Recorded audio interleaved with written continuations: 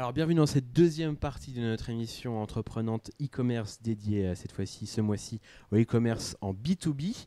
On va aborder dans cette deuxième partie la com. Comment est-ce qu'on va aller s'adresser à ces professionnels qui vont acheter sur Internet.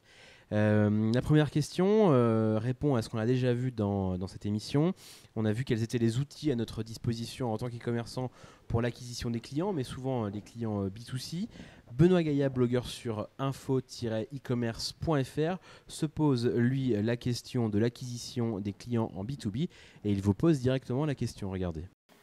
Aujourd'hui, le e-commerce B2C est en plein essor grâce à énormément d'outils que l'on peut trouver online, comme des solutions e-commerce, comme des Google AdWords qui permettent de faire de l'acquisition. Existe-t-il des outils similaires pour faire du e-commerce B2B, et notamment au niveau de l'acquisition ou des solutions e-commerce? Et si oui, quels sont ces outils spécifiques? Alors, il y a dans une strate d'acquisition, il y a beaucoup de choses qu'on peut mettre en place. À première vue, par exemple, il peut y avoir tout ce qui va être en fait. Est-ce que ça rentre dans la communication? Oui, oui et non. La partie prospection commerciale qui reste quand même le nerf de la guerre dans pas mal de cas. Voilà, il faut prendre son téléphone et il faut y aller. C'est quelque chose qu'on va faire pour les professionnels mais qu'on n'aurait pas forcément fait pour les particuliers quand on est un e-commerçant en B2B. Alors oui et non, j'ai des exemples concrets en tête où ça a été fait pour des particuliers, pour des acteurs qui aujourd'hui sont bien présents sur le marché. Ça fait un peu vieux briscard et vieux de la vieille, mais dans l'idée, d'après aujourd'hui l'expérience entre guillemets que je peux apporter. Très clairement, dans tout business, en fait, finalement, la prospection commerciale, ça reste le cœur de l'activité si on veut se développer. Et par rapport à ça, moi, je l'inclurais dans tous les business sur lesquels je peux être amené à conseiller des choses. Donc, c'est vraiment une partie qui me semble primordiale parce que voilà, ça donc permet. Il n'y a pas de différence a priori. On le fait peut-être plus pour les professionnels que pour les particuliers. Il y a beaucoup de Dans sites pour les l'idée, particuliers voilà, où on n'est jamais en contact avec un commercial. Après, par exemple, si on prend le système des petites annonces, par exemple, dans les marchés en B2C, voilà, c'est comme ça que certains acteurs ont réussi à être présents. Mais effectivement, par définition, sur du B2B, on va être plus facilement à même de pouvoir contacter une personne par rapport à son poste et du coup son rapport avec notre activité. Donc, très clairement, j'orienterai là-dessus. Après, bon, ben, voilà, il y a la communication globale. Online ou offline sur lequel on va pouvoir jouer. Après, c'est très spécifique en fonction du secteur d'activité et des produits qu'on va pouvoir vendre et de la cible là encore. Donc là, bien sûr, on s'est ciblé, on est sur du B2B, mais du coup, par rapport à ça, il y a pas mal de choses qu'on peut mettre en place. Là, comme ça, il y aura par exemple ce qu'on vient de conseiller d'ailleurs à un client, un blog en fait de leader d'opinion où le patron va apporter son expertise en apposant sa marque et aussi en s'engageant personnellement. Et sur certains secteurs, ça peut être quelque chose de très intéressant, pouvoir apporter, pas que ça tourne forcément autour de son entreprise, mais vraiment sur son secteur, apporter son expertise sur le secteur. Et du coup, Une façon d'améliorer la légitimité dont on parlait tout à l'heure. Tout à fait, ouais. Et du coup, apporter une vision spécifique. Et si forcément c'est les valeurs de la société qui sont naturellement les mêmes, du coup en général c'est quand même assez intéressant. Après, bon, l'emailing, je laisserai notre ami en parler puisque c'est son métier. Vous vendez du service pour les ce professionnels. que j'aurais dit, oui, comme ça, c'est que ce qui peut varier entre B2C et B2B, ça va être les canaux utilisés. Donc, on peut imaginer que, effectivement, par exemple, LinkedIn, on l'utilise pour du B2B et pas pour du B2C. On est d'accord là-dessus. Mais dans le même temps, c'est les frontières qui se gomment, puisque, par exemple, si on regarde ce qui se passe sur Facebook, on aurait d'instinct, on se dirait tiens, c'est plutôt B2C, les gens sont dans un côté, c'est des informations personnelles, c'est leurs amis, donc ça va plutôt être des marques B2C qui vont être présentes. Et en l'occurrence, c'est faux, puisqu'il y a des marques, Mailjet donc, est présent sur Facebook, mais il y a aussi tout un tas d'autres marques très B2B qui sont présentes sur Facebook et qui ont une stratégie justement qui s'adapte à ce canal et qui arrivent à faire quelque chose de pertinent sur Facebook, alors que c'est du personnel et que ça veut dire qu'ils refondent leur mode de communication pour s'adapter à ces contraintes et finalement finalement, voilà, ce que je veux dire, c'est que les frontières se gomment. On peut se dire que Donc vous faites de l'acquisition client sur Facebook. Comment? Vous faites de l'acquisition client sur Non, Facebook. on n'a pas, en fait, on est présent et c'est comme on est jeune, il y a tout un tas de choses à mettre en place et à établir. Et c'est quelque chose sur lequel on travaille pour les mois à venir, d'être beaucoup plus, d'être beaucoup plus solide là-dessus, sur la stratégie qu'on va faire. Pour l'instant, on est un petit peu dans une démarche de présence. On est là, on poste des choses, etc. On n'a pas une démarche d'acquisition où on chiffre tout ce qui vient de Facebook, etc. On fait pas encore de pub sur Facebook, etc. Mais il y a des choses intéressantes à faire. Et c'est pas parce qu'on est B2B qu'il faut pas être sur Facebook. D'accord, ok.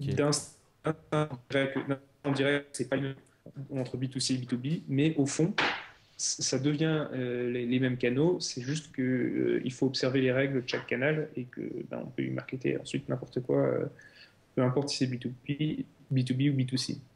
Effectivement, après, ce qu'il faut voir, c'est la notion de ROI, le retour sur investissement, parce que c'est clair que quand on est sur du B2B, de toute façon, à la base, on fait du business, et encore plus sur du B2B, parce que là, très clairement, quand un visiteur vient sur le site, le but du jeu, c'est de convertir, parce qu'on sait que c'est une boîte derrière, si on a bien fait le boulot en amont, bien entendu.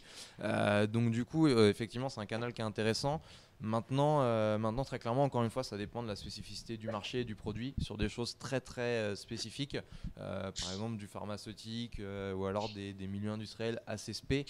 À première vue, ça semble quand même assez compliqué. Maintenant, effectivement, pour la notoriété, c'est toujours intéressant d'avoir une petite fanpage. La façon aussi, justement, parce que même des entreprises très spécifiques comme ça, des choses de niche, mais Mailjet, par exemple, c'est l'email, donc c'est quand même assez particulier, mais un groupe pharmaceutique, c'est pareil. On peut arriver... Dans le marketing, on va plus être dans du marketing intrusif où on pousse des messages à tout prix. On va être plutôt dans de l'inbound marketing où on crée des contenus qui intéressent les gens. Parce que c'est la façon quand on va être présent sur Facebook, si on veut être pertinent, on ne va pas poster des choses dont les gens n'ont rien à faire, quoi. On va plutôt leur donner des contenus qui ont une forte valeur ajoutée, qui vont leur donner de l'information et qui n'est pas forcément du contenu vendeur, qui est pas oui, on a tel produit. Idéalement, on posterait du contenu qui ne parle pas de nous, mais qui peut parler, par contre, du champ d'expertise qu'on représente.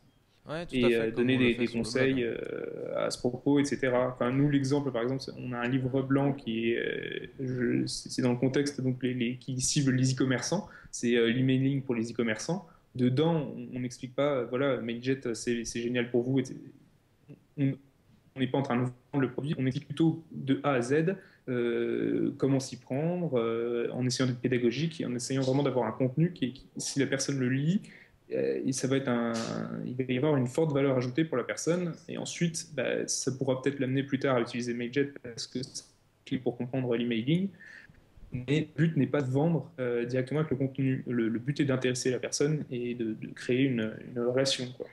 En tout cas, je pense pas me tromper en disant quand même qu'il y a des canaux plus efficaces que Facebook pour vraiment faire de l'acquisition client en B2B.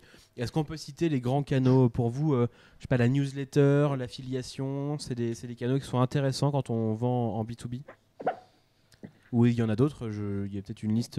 Effectivement, très clairement, donc je laisserai là encore Ellie parler pour la partie newsletter qui est effectivement quand même très importante avec la spécificité du ton qu'on va y mettre dans la communication. Après, donc effectivement, il y a la notion d'affiliation, on peut citer du AdWords, etc. Après, c'est encore une fois, et je suis désolé de répéter la même chose, mais il y a cette notion de spécificité dans le sens où du AdWords sur quelque chose de très spécifique, à la limite, comme on ferait un peu de la longue traîne, va être intéressant, mais sur des choses un peu trop généralistes, là, ça risque d'être assez pénalisant et du coup, ça va coûter cher avant d'être efficace. Il n'y aura même pas de retour sur investissement, ça sera très compliqué. Donc il n'y a pas un canal à privilégier quand même quand on veut faire de l'acquisition client ou en tout cas du web marketing en B2B, quand on est e-commerçant en B2B, il n'y a pas de canal à privilégier d'après vous? J'ai pour Internet. Internet en général. Non, mais ouais. Et après, il faut harmoniser l'utilisation qu'on en fait. Mais autant une newsletter toute seule, c'est idiot parce que dans ces cas-là, il faut bien générer une base, avoir des gens qui sont opt-in, qui ont choisi de recevoir la newsletter. Et dans un autre sens, faire que du AdWords, eh ben, c'est pareil, ça va mener nulle part. Il faut vraiment travailler les différents canaux. Et ce que je disais précédemment à propos de Facebook au niveau du contenu, qu'il faut que ce soit intéressant et de s'adapter aux personnes plutôt que ce soit les personnes qui s'adaptent aux messages qu'on veut délivrer, c'est valable aussi pour les newsletters. Et aujourd'hui, il y a de plus en plus de problèmes de délivrabilité, c'est des raisons techniques, ce qu'on traite, ce que Mailjet traite, mais c'est aussi le contenu. Quand on dit contenu est roi, c'est vraiment très important. Il faut que la newsletter arrive effectivement jusqu'à la boîte de réception, mais après, il faut que la personne ait envie de l'ouvrir et que ce ne soit pas intrusif. Donc, il faut que ce soit quelque chose de pertinent. Et alors justement, c'est est-ce qu'on va construire ces messages de la même façon qu'on le ferait pour un particulier, ou il y a une façon d'écrire particulière quand on s'adresse à des professionnels? Est-ce qu'il y a des éléments particuliers du message à mettre en avant? Je ne sais pas, le prix est plus important chez les particuliers que les professionnels, par exemple. Donc est-ce que ça va être un autre élément à mettre en avant pour les professionnels? Enfin, je ne sais pas, ma question est ouverte. Est-ce qu'on construit ces messages de la même façon pour un professionnel que pour un particulier? Alors la réponse très clairement est non. La base en fait c'est d'adapter, pour faire très simple, une cible par support et un support par cible. Et donc par rapport à ça, la meilleure en fait image qui me vient en tête, c'est Cdiscount.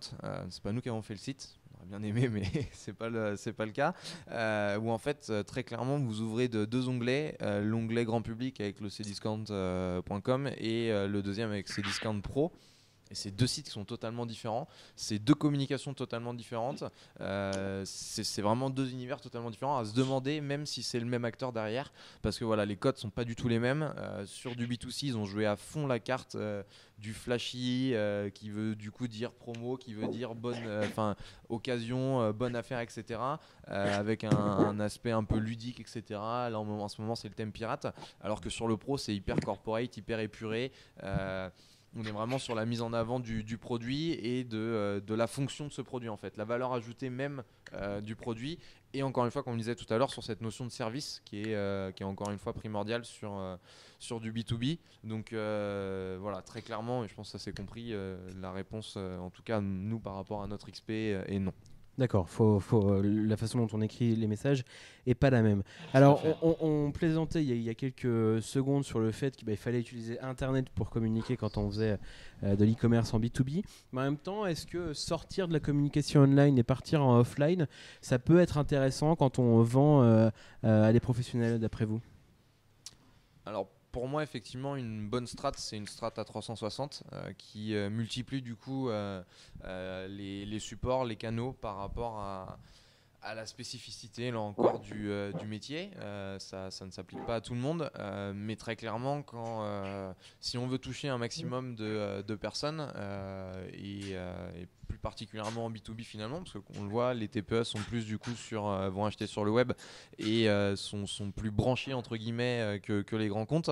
Voilà, il y a une stratégie, on en parlait tout à l'heure, la stratégie vraiment purement commerciale de prospection et de pouvoir rentrer en contact avec les gens. Il y a la com-print, il y a des formats un peu spécifiques sur le print. Ça, l'imprimé, c'est important parce que la FEVA nous dit par exemple que le catalogue papier reste encore vraiment beaucoup utilisé dans les entreprises pour faire ses achats, même avant de les acheter sur Internet. Pour vous, c'est intéressant d'utiliser ce genre de méthode très très traditionnelle pour communiquer et vendre auprès des professionnels. Ellie, par exemple, qu'est-ce que vous utilisez, vous, comme méthode offline? Est-ce que vous utilisez des méthodes offline? Et si oui, vous utilisez lesquelles, du coup? Alors on utilise le téléphone quand les gens qui veulent nous parler, mais souvent même on préfère Skype. Non, on a donc le téléphone. Plus sérieusement, tout ce qui est événements, marketing, tout ce qui est foire, événements, barcamp, salon e-commerce, aller rencontrer les gens, le web, etc. Ça c'est quelque chose qui est très important dans notre stratégie offline. Ça veut dire que l'humain joue un rôle important, même si on vend sur Internet et même si on vend à des professionnels. L'humain est important aujourd'hui. Derrière, les gens, excusez-moi pour le bruit de porte,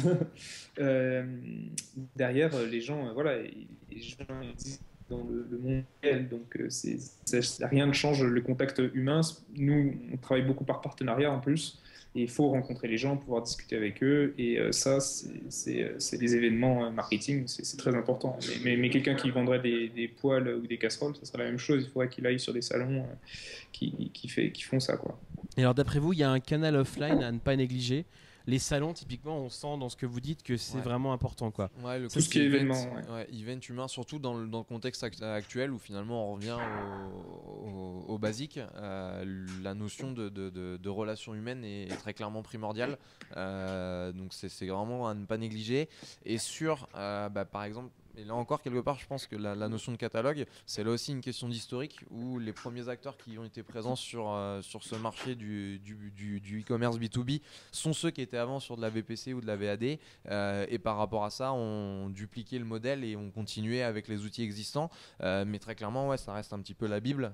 On va avoir le catalogue. Et surtout, on en parlait tout à l'heure, dans les acteurs de tout ce qui est fourniture, où voilà, tous les professionnels ont chez eux la Bible avec l'ensemble des catalogues, qui est vraiment the Bible avec tous les tabourets, les claviers, toutes les fournitures. Les types de stylos, etc.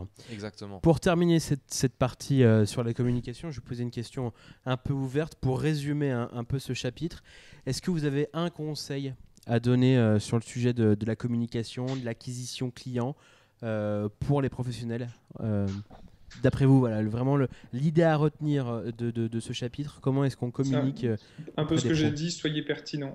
Soyez vraiment pertinent, plutôt que de pousser un message à tout prix, essayez vraiment de se poser la question dans ce qu'on veut communiquer, que ce soit quelque chose d'oral ou écrit, donc newsletter ou Facebook, etc. Toujours se poser la question, est-ce que ça va faire plaisir à notre prospect ou client de lire ça? Est-ce que ça lui apporte vraiment quelque chose?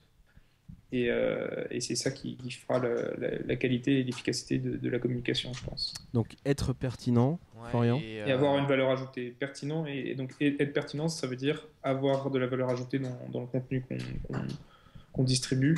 Et ça passe notamment par du ciblage. Du ciblage et s'adapter aux gens, découper. Segmenter la clientèle, c'est vraiment très très important, plus que jamais, pour justement garantir cette pertinence et s'adresser aux différents clients, parce que y compris dans le B2B, on peut imaginer que par exemple rien que segmenter pour les TPE, PME et d'un côté et d'avoir de l'autre les grands comptes, ça va être très intéressant. La segmentation, parler de choses différentes et adapter les contenus qu'on veut distribuer. Donc pertinence et ciblage, segmentation, je dirais. Donc si la segmentation vous intéresse, je vous invite à regarder notre précédent numéro. On en a beaucoup parlé pour le B2C, mais les codes a priori sont les mêmes pour le B2B. Donc voilà, je vous invite à regarder cette précédente émission. Florian, même question, un conseil à donner aux e-commerçants éventuellement qui nous regardent et qui voudraient mieux communiquer auprès des professionnels? Sans essayer de prêcher pour ma paroisse, je dirais que très clairement la notion d'accompagnement est pour moi primordiale. Chaque secteur ayant sa spécificité, il faut être accompagné des bonnes entreprises expertes dans leur domaine, que ce soit au niveau de la com et des autres parties. Ça me semble primordial, vraiment la notion d'accompagnement et de ne pas y aller tout seul, tête baissée et se dire ouais, ça marchera. Effectivement, c'est bien de faire ses propres erreurs et d'en tirer des conclusions. Mais si on peut être accompagné, faire le bon choix et faire du business directement, ça peut être pas mal quand même à un moment donné. Très bien. Merci beaucoup d'avoir répondu à mes questions sur ce chapitre. C'est donc la fin de cette deuxième partie consacrée à la communication lorsqu'on est un e-commerçant en B2B.